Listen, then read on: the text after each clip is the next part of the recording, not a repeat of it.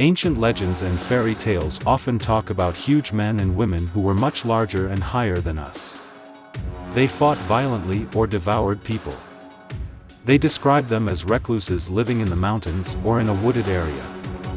These giants are described not only in fairy tales, but also in prehistoric texts, religious scriptures. The history of ancient Greece contains records of Hercules, David, Goliath, and other giants. I wonder how accurate and true these legends are. First of all, let's see if there are any real evidence of the existence of these unusually large people and whether it is possible to conduct any serious research on this issue in order to separate the facts from fiction.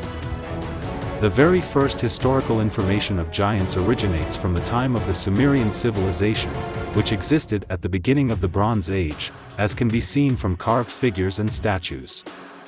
The Sumerians considered these giants to be their kings or gods who have incredible, both physical and intellectual abilities. The very first historical information of giants originates from the time of the Sumerian civilization, which existed at the beginning of the Bronze Age, as can be seen from carved figures and statues. The Sumerians considered these giants to be their kings or gods who have incredible, both physical and intellectual abilities. According to Babylonian chronicles, these kings possessed detailed knowledge about the solar system. This leads us to the question of where these giants came from.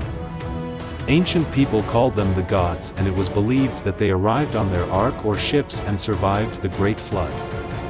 According to scientists, the first prehistoric people could be of giant size, because before the Great Flood, atmospheric conditions on Earth were suitable for much larger people with a longer life expectancy.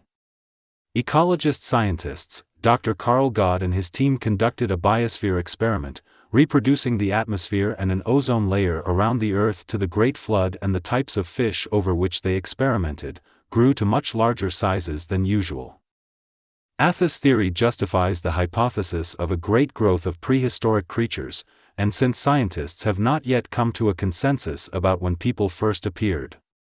The version that in prehistoric times they had gigantic growth and size is quite the right to life.